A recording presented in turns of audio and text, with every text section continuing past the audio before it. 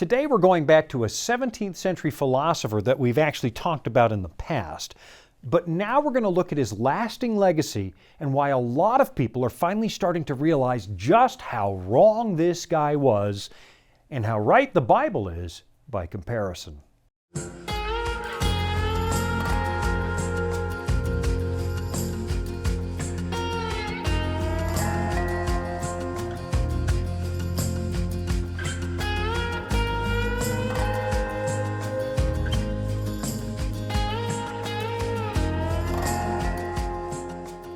I know that to ordinary, everyday people like me, this idea that some philosophers actually agonize over the possibility they don't exist seems kind of foolish because, well, to most of us, existence seems kind of obvious. I mean, if there was any question at all, it would have been resolved the day I placed my stepladder on an icy sidewalk like an idiot and climbed up to the roof. The moment I reached the top rung, I suddenly felt the bottom of the ladder start to slip out from under me, and I knew full well that in a matter of seconds, I'd be experiencing a rather significant amount of pain.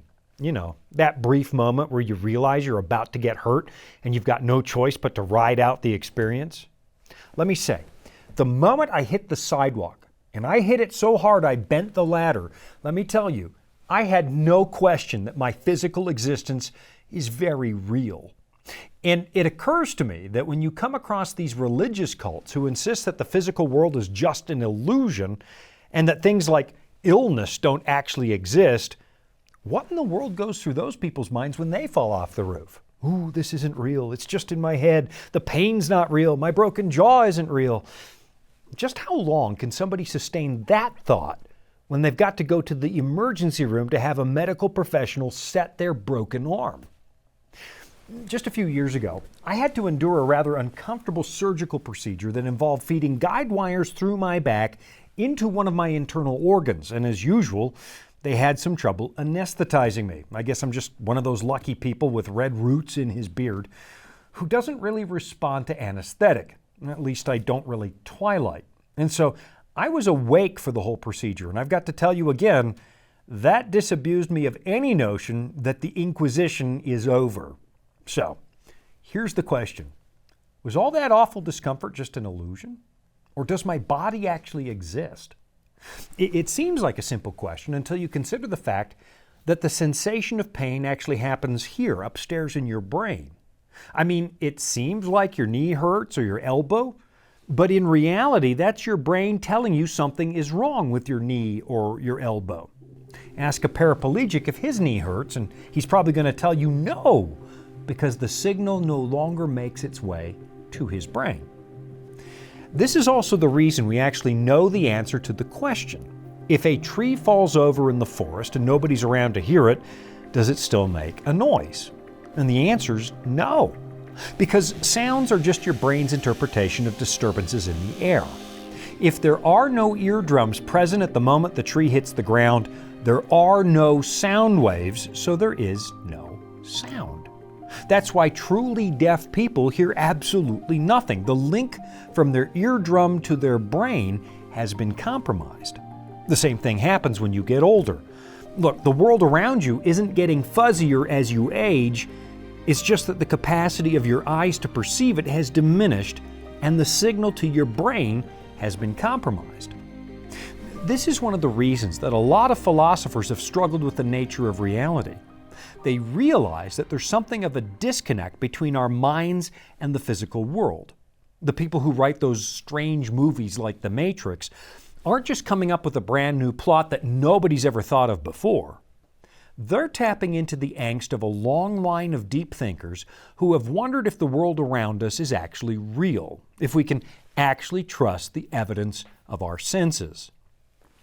And of course, the number one name that most people think of when it comes to that question is René Descartes, who gave us the phrase, "I think, therefore I am." Or if you want to sound sophisticated, you can say it in poorly pronounced Latin like me, cogito ergo sum. Now, I know that I've talked about Descartes on another program 2 or 3 years ago, but I was thinking about him again just the other day, and sometimes that's how I decide what we're going to talk about on the show. And the work in question today is Descartes' Pensées, or Meditations, which was the first full-fledged philosophical work I ever read when I was a kid. I mean, if you don't count the popular works like The Hitchhiker's Guide to the Galaxy or Zen and the Art of Motorcycle Maintenance. I think I was 17 when I first read Descartes, and back in those days, I certainly was not a practicing Christian. I mean, I had a Christian background, but I wasn't living it.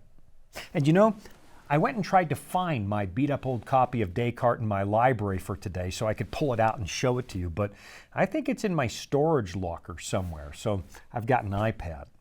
And as weird as this sounds, Descartes actually played a pretty significant role in my spiritual development because at the tender age of 17, as I was reading him, I found myself getting excited by the fact that he was making a reasonable argument for the existence of God in kind of a roundabout way. Now, today I recognize that Descartes' thinking has some rather large gaps. There are intellectual problems, but at 17 he blew me away. I found myself thinking that God might actually be real. And while my teenage self didn't really get around to adopting Christianity at that time, there is no question that Descartes actually helped me take my first steps down that road. And so his work, well, it holds a place of honor in my library. It's one of those 20 or so books that most people have that prove to be game changers in your life. So, getting back to the subject at hand, our ability to know that our existence is real, well, Descartes is pretty famous for moving the needle on that one. And again, we're walking into an esoteric realm, a place where philosophers usually hang out by themselves while the rest of us are relatively happy living here in the real world. But still, it's important that we recognize what the eggheads in the ivory towers are thinking about because their ideas really do have a way of eventually trickling down to the minds of everyday people, whether it's through college classes or even through popular TV shows. I mean, here we are, living in a world that continues to struggle with ideas that we all used to take for granted. For example, once upon a time, we all understood the concept of truth. We had an objective view of the world, and we understood that two contradictory things cannot possibly be true at the very same time. To put it the way Aristotle did, A cannot equal non-A. But today, we don't speak like that anymore. We don't speak about the truth. Instead, people talk about my truth and your truth, and we've even coined a new word to describe what we think might be true, but we're scared to say it's true, so we use the word truthiness. It's a way of saying it's true without being too definitive about it. So yeah, some of the bad ideas that come from those ivory towers, ideas that were mostly harmless when they first popped up in a classroom, they can have a profound impact on the way that all of us think and behave over time. And I honestly believe that we're currently witnessing some of the negative impact of choosing to believe that nothing is actually objectively true. So here's what we're going to do today. I've got to take a break in a moment, but let me set the table for our study with something that happened back in 1619, 1 year before the Pilgrims landed at Plymouth Rock. On the night of November 10, Descartes had a series of 3 different dreams, and they were game changers for him. He'd been wrestling with the idea of truth and how you and I could know if something is actually true, and when he went to bed that night, his subconscious started to answer those questions. And I'll be right back after this to tell you what he learned. Here at the Voice of Prophecy, we're committed to creating top-quality programming for the whole family, like our audio adventure series, Discovery Mountain. Discovery Mountain is a Bible-based program for kids of all ages and backgrounds. Your family will enjoy the faith-building stories from this small mountain summer camp and town. With 24 seasonal episodes every year and fresh content every week, there's always a new adventure just on the horizon. On November 10, 1619, René Descartes had what you might call a hat trick of dreams, 3 disturbing nightmares in a row. In the first dream, he found himself crippled and struggling to walk, and the wind was blowing him around as he tried to get about.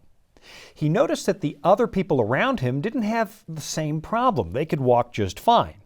And he tried to make his way inside a chapel to pray in this dream, but he couldn't get there. I mean, You've had dreams like that too. You can't walk. So Descartes became afraid that a malicious demon was leading him astray. That was the first dream. In the second dream, he hears a loud noise and becomes enveloped in this shower of sparks. When he wakes up, he sees his fireplace and he figures that the crackling of the wood caused the dream. Then he had a third dream where he sees a book sitting on the table. Here's the way he described it. After a short time, he wrote, I go back to sleep once more and find myself in a third dream. In front of me on a table is a book. Having opened it, I see that it is a dictionary. Then I notice a second book, this one a poetry anthology. I flick through it and immediately come upon the Latin verse, Quod vitae sectibor iter. Which path in life will I choose? The two books, he figured, were symbols for different things. The dictionary, of course, was a collection of facts, and that, he reckoned, was the nature of this world, of living here. Throughout our lives, you and I gather all kinds of data through our five senses. We collect facts we believe to be true. But over time, those same facts kind of devolve into a massive pile of disconnected thoughts. And what most people want is to find a unifying principle that ties all that information together so that the world begins to make sense. But the book of poetry, in Descartes' opinion, that was the music, the beauty of the created universe, and it represented the unity that holds this physical world together.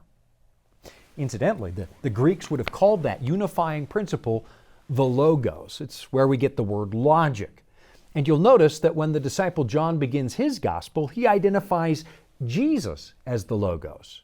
Now, we think that's because some of the early Christians were starting to dabble in Hellenistic thinking and adopting some really bad Greek ideas. Those people would have said that the Creator and the Redeemer were two different beings. They were borrowing that from pagan philosophy. So John sets the record straight in his gospel by telling us that Jesus is the Logos. He's both the Redeemer and the Creator, and he's the principle that holds the whole universe together. It's an idea that Paul backs up in his letter to the Colossians. But let's get back to Descartes and his dreams. When he woke up from that third nightmare, it really shook him. The dictionary was cold, hard science, and the poetry was wisdom and philosophy, or what he might have called revelation and enthusiasm.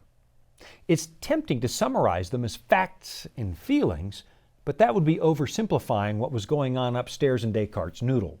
Now, normally, most of us don't put a lot of stock in dreams unless you're Nebuchadnezzar getting a message from God. But for Descartes, these nocturnal images kept bothering him. They were like your tongue returning to a broken tooth at the back of your mouth over and over and over. And it was that produced Descartes' most famous work, his Meditations on Philosophy.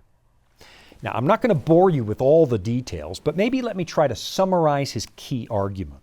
Here's the way he begins, and I'm guessing this is going to resonate with quite a few of you. Here's what he says. Some years ago, I noticed how many false things I had accepted as true in my childhood, and how doubtful were the things that I subsequently built on them, and therefore that once in a lifetime, everything should be completely overturned, and I should begin again from the most basic foundations if I ever wish to establish anything firm and durable in the sciences. Of course, that's really pretty good advice. There does come a time in everybody's life when you're going to want to assess what you've always been told and ask yourself if it's all true. I actually went through that process when I was in my early 20s, and it ended with me believing that the Bible really is inspired by God. Now, sometimes when I was a little kid, I used to wonder, how do I really know that I'm not just a brain on a table in a science class out on an alien planet somewhere? And that my day-to-day experience isn't just the product of some alien kid poking my brain with an electrode. Descartes essentially asked the same question, but in his version, he used a malicious demon. How could he know for sure that his sensory experience wasn't being caused by an evil demon who was trying to deceive him? So here's what he did. In order to figure out what's real, he set about doubting everything.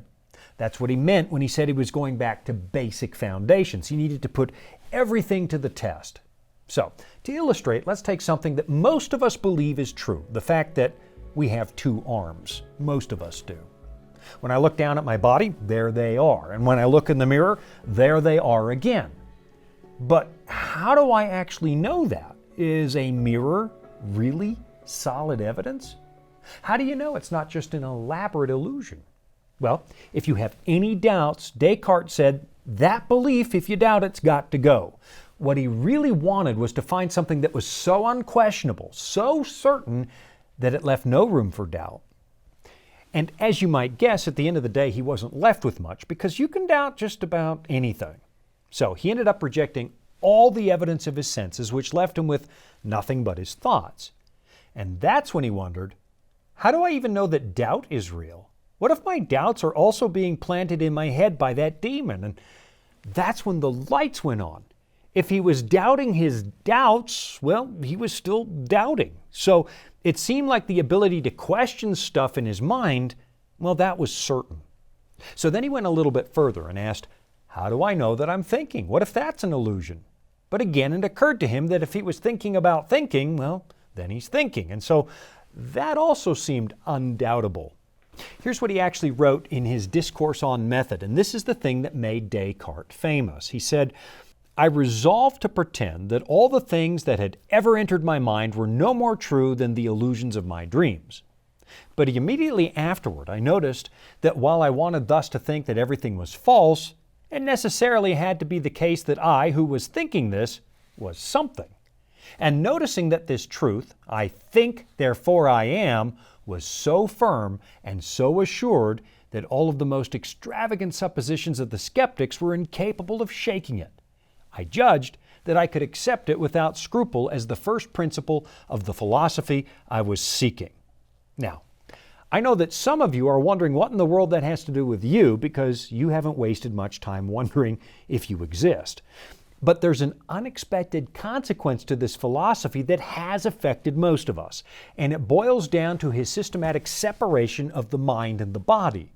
What Descartes was left with was a kind of dualism, where the physical world and the world of the mind became two different things. We can probably thank another philosopher, Gottfried Leibniz, for that, because he said that if two things are going to be identical, they have to be identical in every single detail.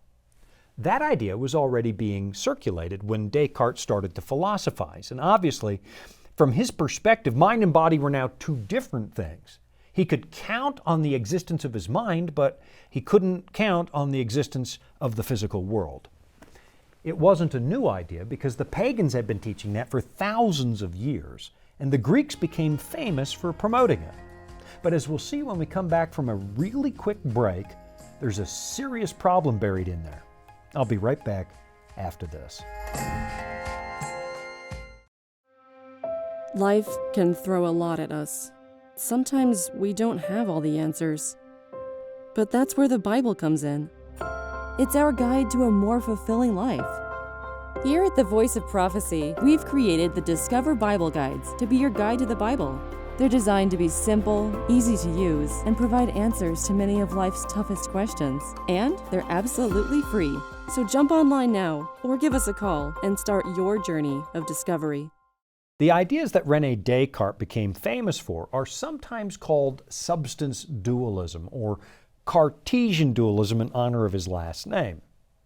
It's the idea that your mind can exist without your body, that it's a separate entity all by itself. In this way of thinking, the body is just a meat locker for your ghost. It can't think or exist just by itself.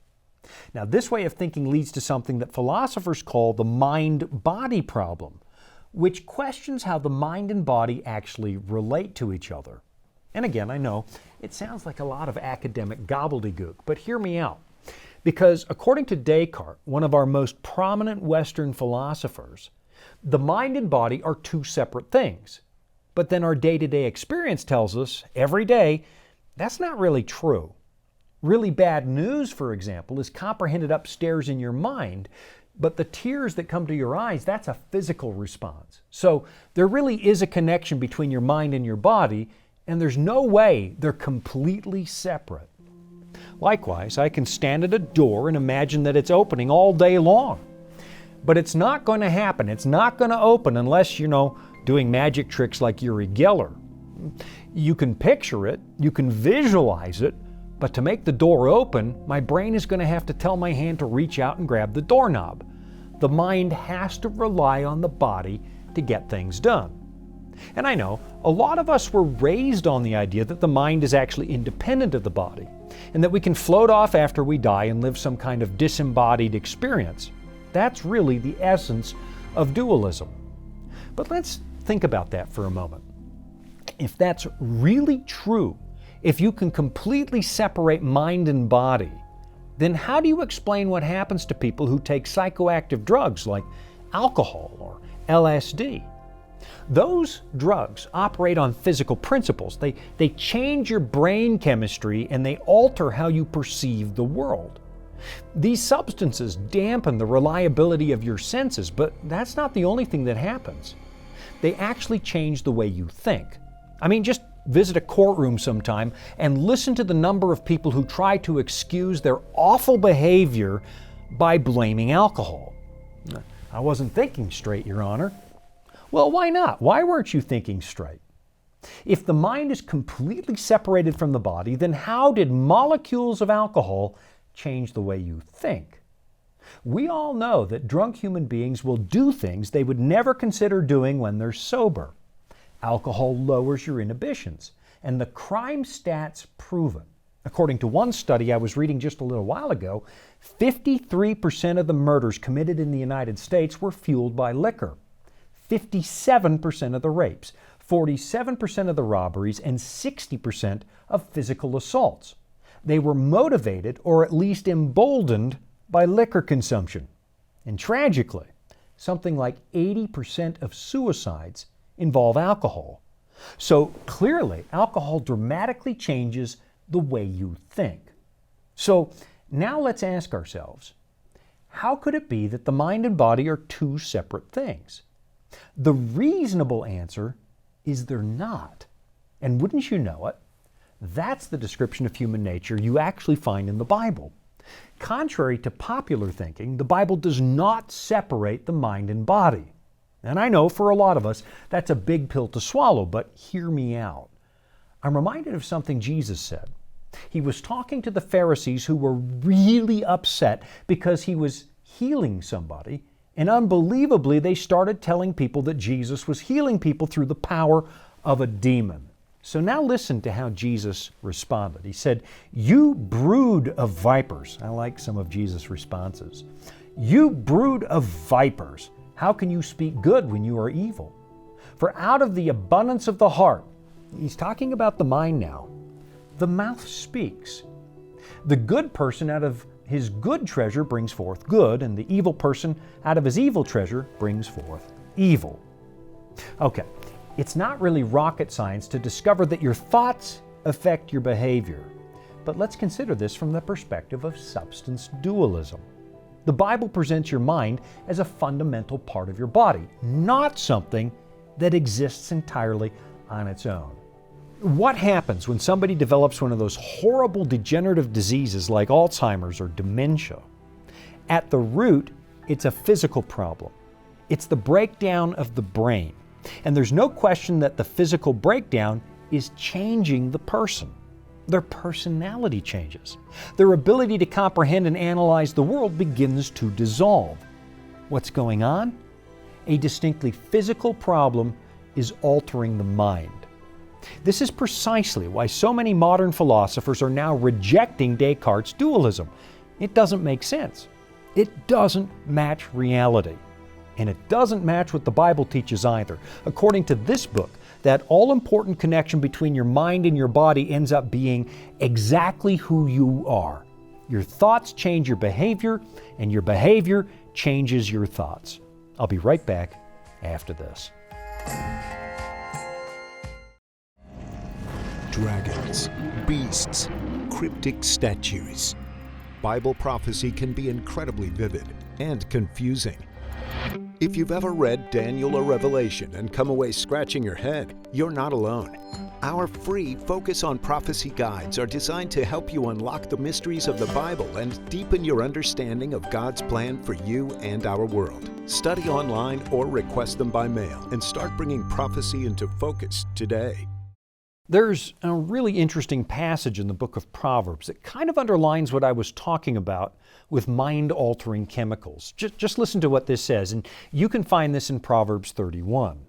It says, "It is not for kings, O Lemuel, it is not for kings to drink wine, or for rulers to take strong drink, lest they drink and forget what has been decreed, and pervert the rights of all the afflicted." So again, let's think about this. How in the world can we believe that the mind is somehow independent of the physical body when we know that the mind can be dramatically altered through physical means? The wise man tells the king that rulers cannot afford to consume alcohol because it will make them forget God's moral precepts and they will, quote, pervert the rights of the afflicted. Their ability to think has been compromised by a physical reality. So, do I think Descartes was right? Well, yes and no. I believe he was right when he observed two things. First, your senses can deceive you. Secondly, we do know that we actually exist. More than that, we can know that our existence is meaningful. Of course, I've got to give credit where credit is due. Descartes was one of the first people to help me realize that the Christian faith is perfectly reasonable. But dualism? A split between the mind and the body? No. As a student of the Bible, that's something I just can't accept. The Scriptures give us no reason to believe that the mind is something other than your brain. That's why brain injuries can change your personality, and physical diseases can compromise your cognitive capacity. Your ability to think clearly declines as your physical body goes. You know, when Moses died, the Bible says that his eye was undimmed and his vigor unabated. And of course, the reason it points that out is because that was highly unusual. It's considered somewhat miraculous. The rest of us, we lose a lot as we get older. My stamina isn't what it was when I was 18, and my eyesight isn't the same either. And as much as I hate to admit it, my mental recall isn't as sharp as it used to be. I mean, I can't even begin to count the number of times I walk through the house to go get something, but before I get there, I forgot what I was looking for. And if time should last, I know full well that my mental acuity is going to fall apart. Why? Because my thoughts take place in my biological hardware. And as my body wears down, so does my cognitive ability. In the beginning, the Bible teaches, God created us with a decidedly physical existence. Go back and read it. Then when Christ came to live among us, he actually retained his human physical existence for all time. You find that in the encounter with Thomas at the end of Luke. Jesus rose with a physical body. And when God restores us, he brings us back to what we had in the beginning, an earth made new, a place that was physical, and God said was very good. Maybe it's time to pick up this old book and see just how much it agrees with everything we're learning about this world we live in. Thanks for joining me. I'm Shawn Boonstra, and this has been Authentic. You want to help more people see Authentic for free? Like, comment, and subscribe, and share this episode. That tells the algorithm you really like the show, which in turn recommends Authentic to a lot more people. Thanks for your support.